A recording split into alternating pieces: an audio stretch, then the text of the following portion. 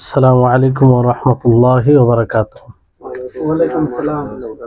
إن الحمد لله نحمده ونستعينه ونستغفره ونعوذ بالله من شرور أنفسنا وسيئات أعمالنا. من يهده الله فلا مضل له ومن يضلله فلا هادي له. وأشهد أن لا إله إلا الله وحده لا شريك له وأشهد أن محمدا عبده ورسوله. أما بعد، رب اشرح لي صدري ويسر لي أمري واحلل عقدة من لساني يفقهوا قولي. رب زدني علما رب زدني علما। সম্মানিত আজকের ক্লাসে উপস্থিত দিনপ্রেমী ভাই সকল, যাবতীয় প্রশংসা গুণগান সেই মহান আল্লাহ তাবারক ওয়া তাআলা নিমিত্তে, যিনি আমাদের সকলকে রাসূলের হাদিসকে বোঝার এবং শেখার জন্য উপস্থিত হওয়ার তৌফিক দিয়েছেন। ফলে আমরা সকলে বলি আলহামদুলিল্লাহ।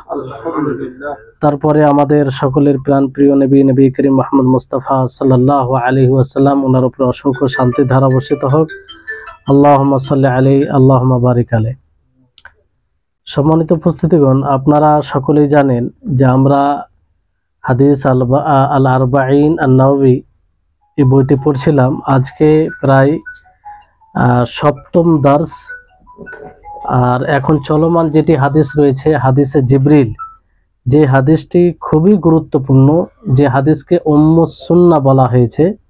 যেমন কোরআনুল কারীমে সূরাতুল ফাতিহা রয়েছে, অনুরূপভাবে হাদিসের মধ্যে এই হাদিসে জিবরিল। তো আমাদের যে জায়গায় ছিলাম আমরা, সেটা হচ্ছে যে জিবরিল আলাইহিস সালাম নবী করিম মুহাম্মদ সাল্লাল্লাহু আলাইহি ওয়াসাল্লামকে কয়েকটি বিষয় সম্পর্কে প্রশ্ন করেছিলেন। প্রথমে ইসলাম সম্পর্কে, যে হে মুহাম্মদ সাল্লাল্লাহু আলাইহি ওয়াসাল্লাম, আপনি ইসলাম সম্পর্কে বলুন। তখন আল্লাহ নবী ইসলাম সম্পর্কে বললেন যে ইসলাম হচ্ছে এই কথা সাক্ষ্য প্রদান করা যে আল্লাহ ছাড়া সত্য কোনো মাবুদ নেই এবং মুহাম্মদ সাল্লাল্লাহু আলাইহি ওয়াসাল্লাম আল্লাহর রাসূল। তারপরে সালাত প্রতিষ্ঠিত করা, যাকাত প্রদান করা, হজ করা, এগুলো। তারপরে ঈমান সম্পর্কে জিবরিল আলাইহিস সালাম জিজ্ঞাসা করলেন। তো ঈমান সম্পর্কে আল্লাহ নবী বললেন যে ঈমান হচ্ছে আল্লাহর উপরে ঈমান নিয়ে আসা, তার ফেরেশতাগণের প্রতি ঈমান নিয়ে আসা, তার আসমানি গ্রন্থসমূহের প্রতি ঈমান নিয়ে আসা, তার রাসূলগণের প্রতি ঈমান নিয়ে আসা, ইয়াউমে আখিরাত এবং ভালো মন্দ ভাগ্যের প্রতি ঈমান নিয়ে আসা। তারপরে ইহসান সম্পর্কে জিবরিল আলাইহিস সালাম জিজ্ঞাসা করেছেন যে ইহসান কি, যে হে মুহাম্মদ আপনি সাল্লাল্লাহু আলাইহি সাল্লাম, আপনি ইহসান সম্পর্কে বলুন। ইহসান বিষয়টি খুবই গুরুত্বপূর্ণ। গত ক্লাসে বলেছিলাম আপনাদেরকে, কিছুটা বলেছিলাম যে ইহসান দুই প্রকার হয়।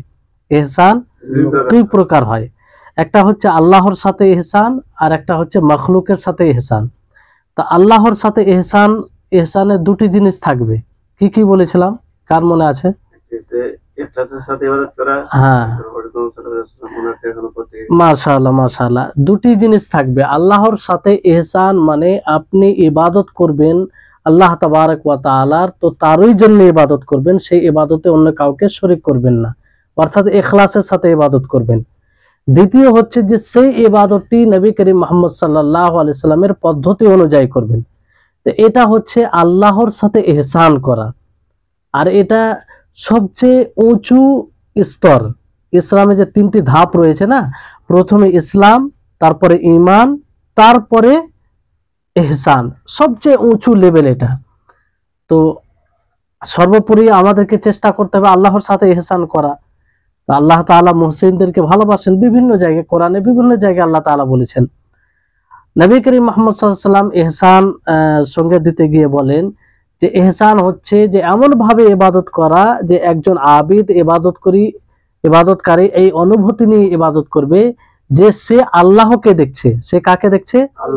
সে আল্লাহকে দেখছে। এই অনুভূতি, এই ভাবনা যদি থাকে, এই ভাবনা নিয়ে কেউ যদি ইবাদত করে, তাহলে এতে কি হবে, যে তার মধ্যে ইবাদতের একটা চাহিদা থাকবে, আগ্রহ থাকবে। এই জন্য এই চাহিদার সাথে, এই অনুভূতির সাথে ইবাদত করাকে ইবাদাতুত তলব বলা হয়। ইবাদাতুত তলব, ইবাদাতুত শৌক, আগ্রহের সাথে ইবাদত করা।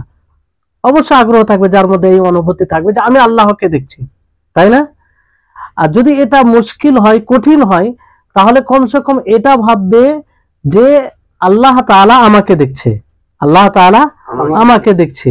তো এটা যদি থাকে তো ভয়ে আল্লাহ তাআলার ইবাদত করবে, তার আযাব থেকে তার শাস্তি থেকে বাঁচার জন্য আল্লাহর ইবাদত করবে। বুঝতে পারলেন? তো এটাকে ইবাদাতুল খাউফ বলা হয়, ইবাদাতুল খাউফ অথবা হার বলা হয়, যে আল্লাহর আযাব থেকে আল্লাহর শাস্তি থেকে বাঁচার জন্য আল্লাহর ইবাদত করা। কেন ইবাদত করবে? কারণ আল্লাহ তাআলা তাকে দেখছেন, আল্লাহ তাআলা তাকে দেখছেন। তো এটা হচ্ছে আল্লাহর সাথে ইহসান। কার সাথে ইহসান? আল্লাহর সাথে। মাখলুকের সাথেও ইহসান রয়েছে। কার সাথে? মাখলুকের সাথে ইহসান, যেটা সবচেয়ে উঁচু লেভেল। আর আমাদের সকলকেই সেই লেভেল পর্যন্ত পৌঁছাতে হবে, কারণ আমাদের লেভেল উঁচু হলে আমরা জান্নাতেও বেশি আমাদের মর্যাদা হবে, তাই না? বেশি সম্মানিত হব আমরা। তো মাখলুকের সাথে ইহসান কি? মাখলুকের সাথে ইহসান করতে গিয়ে দুটি বিষয়কে খেয়াল রাখতে হবে। কটি বিষয়? দুটি বিষয়। একটি হচ্ছে আদল, ইনসাফ করতে হবে। আপনি যে কোনো বিষয়ে মানুষের সাথে কথা বলতে গিয়ে, লেনদেন করতে গিয়ে, কারো বিচার করতে গিয়ে, যা কিছু করবেন কিসের সাথে? আদলের সাথে, ইনসাফের সাথে। বুঝতে পারলেন?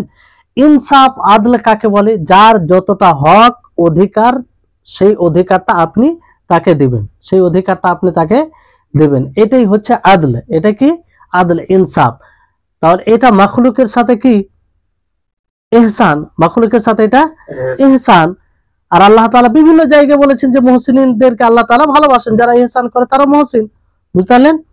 দ্বিতীয় বিষয় হচ্ছে, দ্বিতীয় স্তর হচ্ছে মাখলুকের সাথে ইহসান করার, সেটা হচ্ছে যে আপনি অধিক দিবেন, যার যেটা হক আছে তার চেয়ে বেশি দিবেন।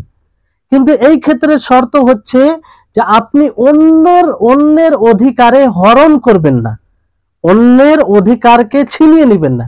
আপনি নিজে থেকে বেশি দিতে পারেন, এটা ফাজলা, আপনার অনুগ্রহ হবে। বুঝতে পারলেন? যেমন ধরেন আপনি আপনার কাজ 10 জন আপনার কাজ করেছে, সকলের মজুরি আছে একটা নির্ধারিত, যে পার ডে 300, 400 অথবা 500, সবাইকে 500 করে দিলেন। কোনো একজনকে আপনি 600 দিলেন, তো এটা আপনার অনুগ্রহ, এটা আপনার কি? অনুগ্রহ, ফাজলে। এখানে কোনো কারো অধিকার ছিনিয়ে না হয় না। কিন্তু আপনি একজনকে 600 দিতে গিয়ে একজনের 500 থেকে 100 টাকা কেটে দিয়ে দিবেন, এটা কি? অন্যের হক হরণ করা হলো। তো এই রকম যেন না হয়। তো এটাও ইহসানের মধ্যে পড়ে, এটাও ইহসানের মধ্যে পড়ে। তো অতিরিক্ত দিতে গিয়ে বড় যেন ক্ষতির সম্মুখীন হতে না হয়, এই বিষয়টা খেয়াল রাখতে হবে। বুঝতে পারলেন? তো এটা হচ্ছে মাখলুকের সাথে ইহসান।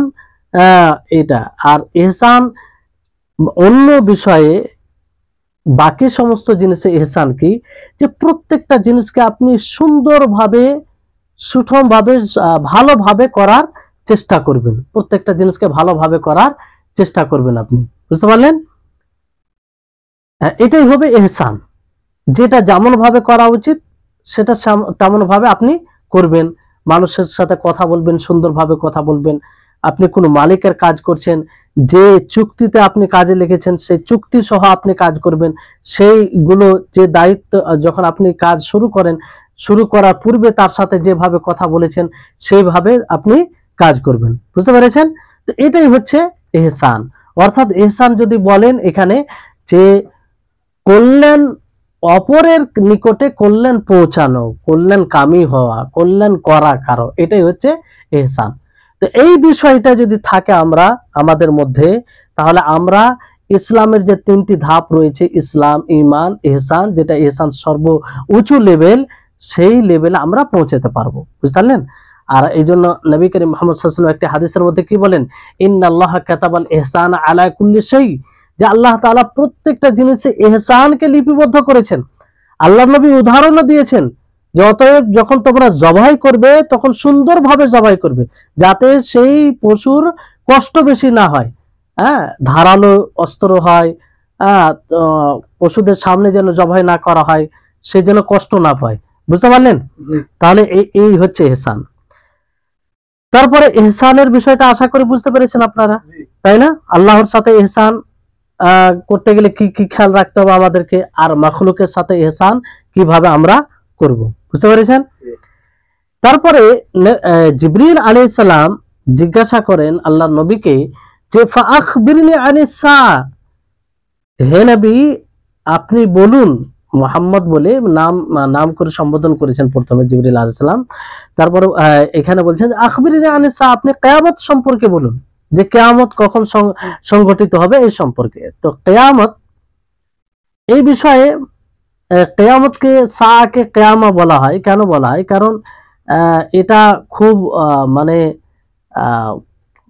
সংগঠিত হবে, এই জন্য কিয়ামা বলা হয়, কিয়ামত বলা হয়। বুঝতে পারলেন? আর এর ওয়াক্ত, এর সময় একটা নির্ধারিত আছে, এর কিয়ামতের সময় যখন হবে সেটা নির্ধারিত রয়েছে। আর এতে খুব ভয়াবহ অবস্থা হবে। মানুষ খুব কষ্টের মধ্যে কিংবা খুব ভয়ে ভীত হয়ে থাকবে, সে সময়টা এমন থাকবে কিংবা অবস্থাটা এমন থাকবে। যেমন আল্লাহ তাবারক ওয়া তাআলা কিয়ামত সম্পর্কে কি বলেন? ইয়া আইয়ুহান নাসু তাকু রাব্বাকুম ইন্না জালজালাতাস সাআতি শাইউন আযীম, যে হে মানব তোমরা তোমাদের রবকে ভয় করো, তার তাকওয়া অবলম্বন করো। ইন্না জালজালাতাস সাআতি শাইউন আযীম, যে কিয়ামতের জালজালা, ভূমিকম্প, এটা কঠিন বড় বিষয়। এমনকি গর্ভবতী মহিলা সে নিজের বাচ্চাকে ভূমিষ্ঠ করে দিবে, বুঝতে পারবে না। কত ভয়াবহ অবস্থা থাকবে। দুনিয়াতে কত কষ্ট হয় মহিলাদের যখন বাচ্চা ভূমিষ্ঠ হয় তাদের, তো সেই সময় বুঝতে পারবে না মানে অবস্থাটা কিরকম থাকবে। একটু আমরা যদি সেই দৃশ্যকে একটু মানে চিন্তা করার চেষ্টা করি তো বুঝতে পারবো কত ভয়াবহ অবস্থা থাকবে। তো সেই ভয়াবহ অবস্থার জন্য আমাদেরকে প্রস্তুতি নিতে হবে, যাতে আমাদের জন্য হালকা হয়ে যায়। কাদের জন্য হালকা হবে? যারা মুমিন হবে। মানে ভয়াবহ থাকলেও পরবর্তীতে তার অবস্থা ভালো হবে। বুঝতে পারলেন? তো নবী করিম মুহাম্মদ সাল্লাল্লাহু আলাইহি সাল্লাম এর উত্তরে বলেন কিয়ামত এটাই, যে মানুষ যখন কবর থেকে রব্বুল আলামিনের জন্য উঠবে, কবর থেকে, যাকে বাস বলা হয়। কি বলা হয়? বাস, পুনরুত্থান, পুনর্জীবিত হওয়া। একে এই জন্য সাআ বলা হয়। বুঝলেন? সাআ, কিয়ামতের বিভিন্ন নাম রয়েছে, তার মধ্যে একটা নাম সাআ। জিবরিল আলাইহিস সালাম সাআ সম্পর্কে জিজ্ঞাসা করলেন, কিয়ামত সম্পর্কে, যে এটা কখন হবে। তো নবী করিম মুহাম্মদ সাল্লাল্লাহু আলাইহি সাল্লাম বলেন মাল মাসউলু আনহা বিআ'লামা মিনাস সাইল, যে জিজ্ঞাসিত ব্যক্তি থেকে জিজ্ঞাসাকারীর ব্যক্তি থেকে জিজ্ঞাসিত ব্যক্তি বেশি জানে না। মানে জিজ্ঞাসিত ব্যক্তি কে এখানে? জিজ্ঞাসিত ব্যক্তি কাকে জিজ্ঞাসা করা হচ্ছে? মুহাম্মদ সাল্লাল্লাহু আলাইহি সাল্লামকে। তিনি নিজের ব্যাপারে বলছেন যে যাকে জিজ্ঞাসা করা হয়েছে সে প্রশ্নকারীকে জিবরিল আলাইহিস সালাম তার থেকে বেশি জানে না। মানে যে জিবরিল আলাইহিস সালাম তিনি তো ওহী আল্লাহর বার্তা নিয়ে আসে, তো সে যদি না জানে তো যার কাছে বার্তা নিয়ে আসা আছে সে তো আরো জানবে না। বিষয়টি বুঝতে পারলেন? তো এই কিয়ামত সম্পর্কে আল্লাহ তাবারক ওয়া তাআলা কোরআনের বিভিন্ন জায়গায় বলেছেন যে এর জ্ঞান একমাত্র আল্লাহ তাবারক ওয়া তাআলার নিকটেই আছে। আল্লাহ ব্যতীত কেউ জানে না। আল্লাহ ব্যতীত এই কিয়ামত সম্পর্কে কারো জ্ঞান নেই। আর মুমিনের এটা উচিত নয় যে এই কিয়ামত কখন সংঘটিত হবে এর পিছনে পড়বে। কোন সাহাবী দ্বারা এটা প্রমাণিত নয় যে তারা বারবার আল্লাহ নবীকে জিজ্ঞাসা করেছেন যে কিয়ামত সংঘটিত কবে হবে। না, আল্লাহ নবী যেমন ভয় করতেন কিয়ামতকে, তেমন সাহাবাইকেরা ভয় করতেন। কখন সংঘটিত হবে এই ব্যাপারে যখন আল্লাহ নবী স্পষ্ট করেছেন যে আমার কাছে তার জ্ঞান নেই, তখন সাহাবাইকেরা এর পিছনে পড়েননি। এই জন্য আমাদের উচিত হবে যে কিয়ামত কখন সংঘটিত হবে এর পিছনে না পড়ে তাকে আমরা ভয় করি, আমরা তার প্রস্তুতি নিই, তার জন্য আমরা নিজেকে তৈরি করি যে কিয়ামত যে কোনো সময় হতে পারে। তো এই আমাদের মেজাজ থাকতে হবে। বুঝতে পারলেন? তো এখানে কিয়ামত সম্পর্কে যখন জিবরিল আলাইহিস সালাম নবী সাল্লাল্লাহু আলাইহি সাল্লামকে জিজ্ঞাসা করলেন, নবী সাল্লাল্লাহু আলাইহি সাল্লাম উত্তর দিলেন যে জিজ্ঞাসাকারী ব্যক্তির থেকে জিজ্ঞাসিত ব্যক্তি বেশি জানে না। তারপরে তিনি আবার জিজ্ঞাসা করলেন জিবরিল আলাইহিস সালাম ফাআখবিরনি আন আমারাতিহা, যে কিয়ামত সম্পর্কে তো জ্ঞান নেই, মানে জানা নেই, তো তার আলামত সম্পর্কে বলুন। কিয়ামতের আলামত সম্পর্কে, লক্ষণ সম্পর্কে, নিদর্শন, কিয়ামতের পূর্বে কি কি ঘটবে সেগুলো সম্পর্কে বলুন। তো আল্লাহ নবী তখন কিছু আলামত বললেন। তো কিয়ামতের আলামত কয়েক প্রকারের রয়েছে। কিয়ামতের আলামত নিদর্শন, যে কিয়ামতের পূর্বে যেগুলো ঘটবে সেগুলো কয়েক প্রকারে রয়েছে। এক প্রকার হচ্ছে যে কিছু কিছু আলামত যেগুলো ঘটে গিয়েছে, গত হয়ে গেছে, বুঝতে পারলেন? কিছু কিছু আলামত ঘটে গিয়েছে, গত হয়ে গেছে। অনেক কিছু আলামত আছে এরকম ছোট ছোট আলামত যেগুলো গত হয়ে গেছে। আর কিছু আলামত যেগুলো বর্তমান ঘটছে, বর্তমান ঘটছে। কিছু আলামত এরকম আছে যে বর্তমান ঘটছে। আর যেগুলো বড় আলামত রয়েছে কিয়ামতের, যেমন সূর্য কোথা থেকে ওঠা, পশ্চিম থেকে, এগুলো কি বড় আলামত। দাজ্জালের আবির্ভাব হওয়া, ইয়াজুজ মাজুজ, এগুলো কি বড় আলামত। তো এগুলো আগামীতে ঘটবে। তাহলে কয় প্রকার আলামত বললাম কিয়ামতের? 3 প্রকার। একটা হচ্ছে ঘটে গিয়েছে, ছোট ছোট আলামত অনেক ঘটে গিয়েছে। আর একটা বর্তমান কিছু ঘটছে যেগুলো দেখছি আমরা। আর একটা হচ্ছে বড় বড় আলামত যেগুলো আগামীতে ঘটবে কিয়ামতের খুব নিকটেই। বুঝতে পারলেন? তো নবী করিম মুহাম্মদ সাল্লাল্লাহু আলাইহি সাল্লাম তার আলামত সমূহের মধ্যে কিছু আলামত বলতে গিয়ে বলছেন যে আনতালিদাল আমাতু রাব্বাতাহা, যে দাসী তার মনিবকে জন্ম দিবে, তার মালিককে জন্ম দিবে, অথবা রাব্বাহা তার মালিকে মালিকাকে অথবা মালিককে। আর এখানে আমা মানে কি, যে দাসী হবে, ঠিক আছে? আগে পূর্বে দাসের সিস্টেম ছিল, মানে তার জন্ম দিবে, মালিককে তারা জন্ম দিবে। তো এর অর্থ কয়েক রকম ভাবে ওলামায়ে কেরাম গণ বলেছেন, মুহাদ্দিসিনগণ। কিছু মুহাদ্দিসিনগণ বলেছেন এইভাবে যে এর অর্থ হচ্ছে যে যে দাসী হবে সে তার মালিককে জন্ম দিবে। কি করে? যে দাসী যাকে জন্ম দিবে সে আগামীতে কি হবে? মালিক হবে। আগামীতে মালিক হবে, তার মালিক হবে না, অন্যের মালিক হবে। একটা অর্থ এটা, অন্যের মালিক হবে। বুঝতে পারলেন? এখানে দাসী বলতে আম ভাবে বলা হয়েছে। তো এই অর্থটাই উত্তম, এটাই বেশি প্রাধান্য প্রাপ্ত এই মতটি, মানে এই অর্থটি, যে দাসী যাকে জন্ম দিবে সে মালিক হবে অন্যের। সাধারণত কি হয় যে দাসীর যে যার সন্তান হয় সেগুলো তো মালিক হয় না, জানেন? কিন্তু কিয়ামতের পূর্বে এগুলো হবে যে সে মালিক হয়ে বসবে। আরেকটি অর্থ এটা বলা হয়েছে যে মালিক কি করবে, মানে দাসী থেকে সন্তান, মালিকের দ্বারা দাসী থেকে সন্তান হবে, আর সেই সন্তান, যে সন্তান মানে হবে, সেই সন্তান আগে গিয়ে মালিক হবে। হ্যাঁ, তো এটাও একটা অর্থ বলা হয়েছে। তো প্রথম যেটা বলা হয়েছে সেটাই উত্তম। তারপরে আরেকটি আলামত নবী করিম মুহাম্মদ সাল্লাল্লাহু আলাইহি সাল্লাম বলেন কিয়ামতের নিদর্শন সমূহের মধ্যে, যে আপনি দেখবেন ওয়া আন তারাল হুফাতাল উরাতাল আলাতা, যে কিয়ামতের সময় তারা নগ্ন পা, আপনি তাদেরকে কি দেখবেন? নগ্ন পা, নগ্ন শরীর, শরীরে কিছু থাকবে না, বস্ত্রহীন আর খাতনাবিহীন, অথবা একদম গরিব অসহায়। বুঝতে পারলেন? তো মানে এখানে হুফাত বলতে তাদের পায়ে কিছু থাকবে না, কোনো প্রকারের জুতা এগুলো কিছুই থাকবে না। আল উরা বলতে কোনো প্রকারের পোশাক থাকবে না। বুঝতে পারলেন? আর আল আলা এর ব্যাখ্যা করা হয়েছে যে তাদের কাছে মানে এতটাও থাকবে না যে দ্বারা তারা খাবে, খাওয়ার জন্য খরচ করবে, অথবা পরিধান করার জন্য কিছু ক্রয় করবে, এরকম জিনিসের মতো কিছুই থাকবে না, তাদের আরো অসহায় থাকবে। বুঝতে পারলেন? এগুলো কিয়ামতের কি আলামত। তারপরে আল্লাহ নবী বললেন যে ইয়াতাতাওয়ালুনা ফিল বুনিয়ান, তারা যারা রাখাল রয়েছে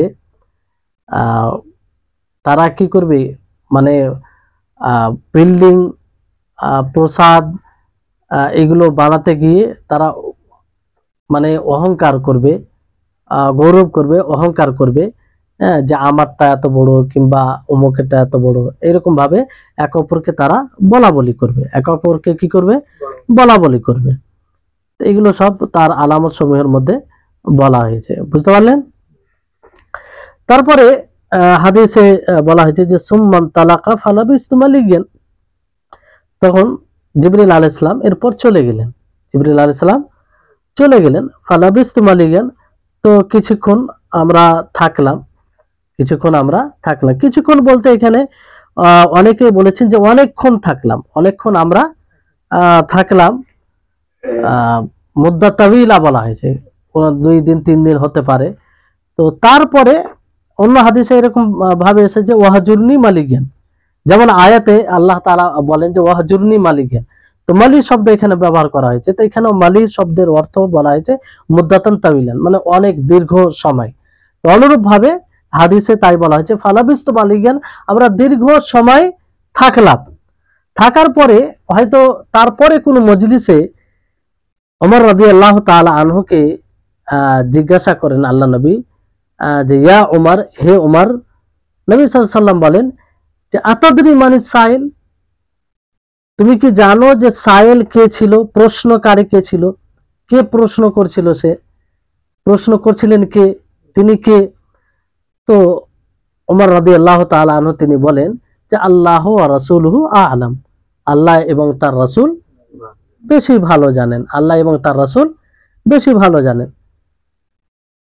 তো নবী করিম মুহাম্মদ সাল্লাল্লাহু আলাইহি সাল্লাম বলেন ফা ইন্নাহু জিবরিল, তিনি ছিলেন কে? জিবরিল আলাইহিস সালাম।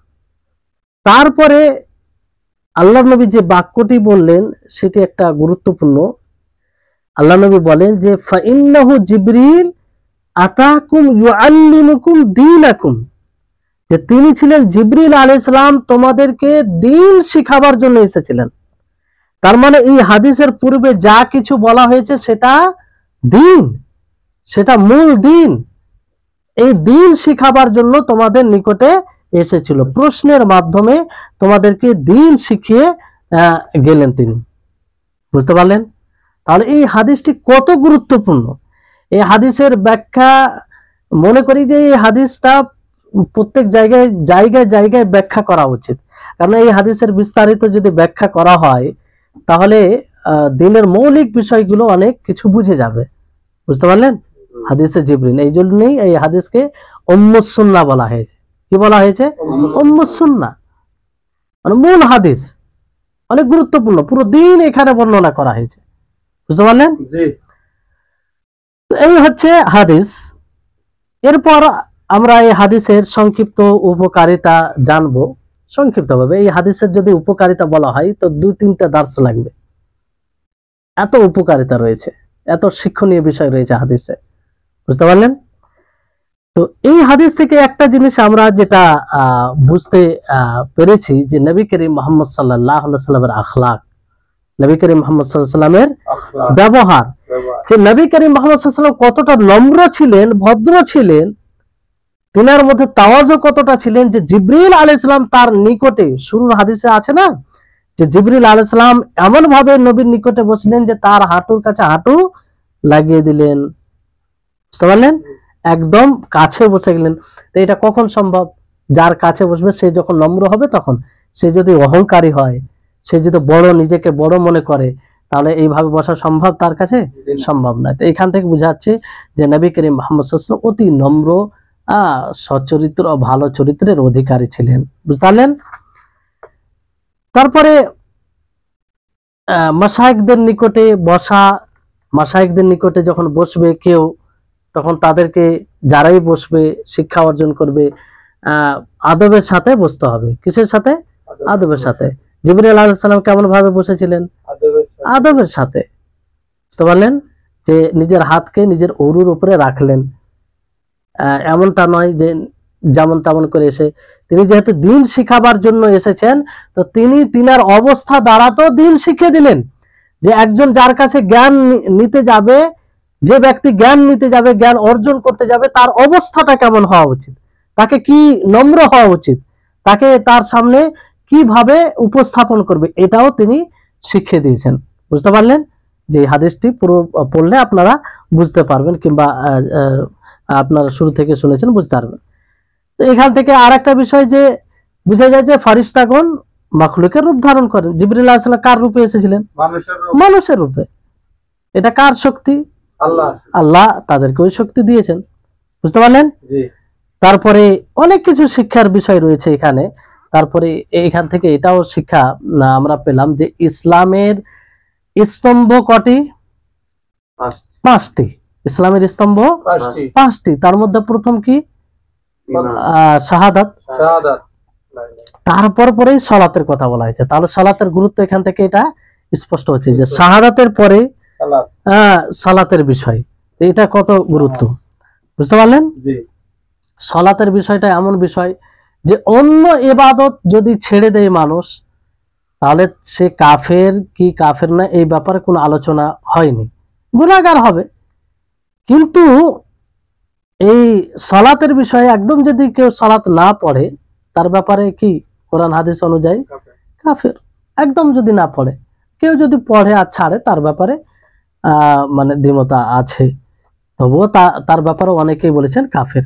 তাহলে সালাতের বিষয়টি কত গুরুত্বপূর্ণ, বুঝতে পারলেন? তারপরে নবী করিম মুহাম্মদ সাল্লাল্লাহু আলাইহি সাল্লামের দেখেন শিক্ষা দেওয়ার একটা মাধ্যম কি আমাদের কি সকলকে, কারণ আমরা সকলেই নিজের জায়গায় অন্য কাউকে কিছু না কিছু শিখিয়ে দিই, বুঝতে পারলেন? হয়তো এখানে হয়তো মানে কাউকে শিক্ষা দিই না, নিজের বাড়িতে সন্তানদেরকে শিক্ষা দেবো, তাই না? সেখানে তো একজন মুআল্লিম মানে শিক্ষক হিসেবে কাজ করবে। তো ওই জায়গায় নবী সাল্লাল্লাহু আলাইহি সাল্লামের পদ্ধতি অবলম্বন করা উচিত। নবী সাল্লাল্লাহু আলাইহি সাল্লাম দেখেন যে আস্তে আস্তে মানে প্রথমে ছোট জিনিস বলেন, তারপর বড় জিনিস, তারপর আরো বড় জিনিস। প্রথমে ইসলাম বললেন, কারণ ইসলামটা প্রথম ধাপ। ইসলামটা কি প্রথম ধাপ। তারপরে ধাপ কি? ঈমান। তারপরে ধাপ কি? ইহসান। তো এইভাবে আল্লাহর নবী ধাপে ধাপে বুঝালেন। আর এখান থেকে এটা স্পষ্ট হচ্ছে যে ইসলাম এবং ঈমান দুটি ভিন্ন ভিন্ন জিনিস।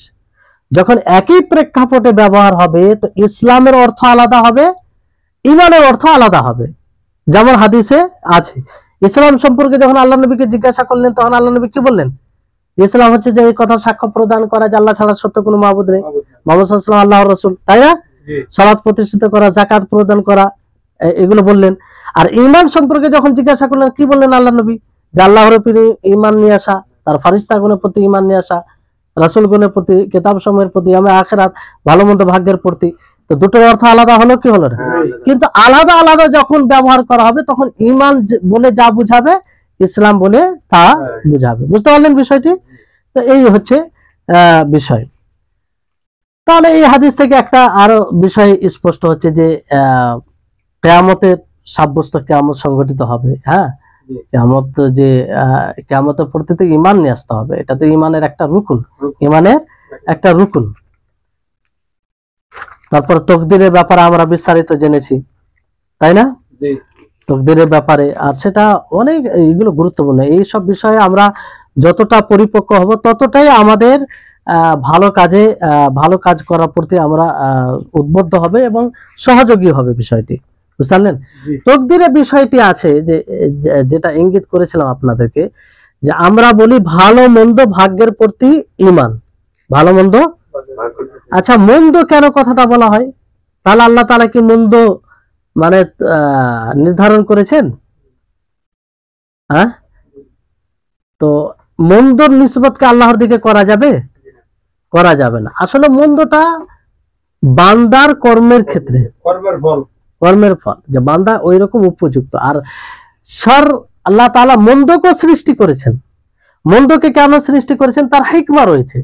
তার কি রয়েছে? হিকমা রয়েছে, যে যাতে আল্লাহ তাআলা বুঝতে পারে যে কে এর মধ্যে ভালো, কে এর মধ্যে খারাপ। আল্লাহ বুঝতে পারে মানে এটা নয় যে আল্লাহ বুঝে না, নাউজুবিল্লাহ, আল্লাহ সবই জানে, কিন্তু একটা হুজ্জত কায়েম করার জন্য, বুঝতে পারলেন? তারপরে যাতে মানুষ সেই মন্দ থেকে বাঁচার জন্য আল্লাহর আশ্রয় নেই, আল্লাহর দিকে ফিরে আসে, এটা একটা ইবাদত, তাই না? যে মন্দ থেকে বাঁচার জন্য চেষ্টা করবে, আর মন্দ যখনই ঘটে যাবে তো তওবা করবে, তওবাটাও একটা গুরুত্বপূর্ণ ইবাদত। এইগুলো হিকমা রয়েছে, এই জন্য আল্লাহ তাআলা মন্দকে সৃষ্টি করেছেন। কোন জিনিস আল্লাহ তাআলা অহেতুক অনর্থক সৃষ্টি করেন, বুঝতে পারলেন? তো এই হচ্ছে মানে মন্দকে সৃষ্টি করার হিকমা। এরকম অনেক হিকমা রয়েছে। কিয়ামত এমন একটি বিষয় যে সম্পর্কে আল্লাহ ব্যতীত কেউ জানে না, আল্লাহ ব্যতীত কেউ জানে না। এই জন্য এর সময়ের ব্যাপারে আমরা বেশি পিছিয়ে পড়বো না, কিংবা বেশি আমরা ভাববো না, বুঝতে পারলেন?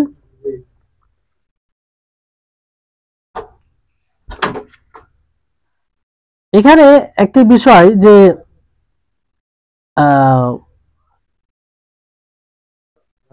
আহ, যে ওই যে জিবরিল আলাইহিস সালাম এসেছেন এখানে কিসের জন্য এসেছিলেন? দিন শিখাবার জন্য।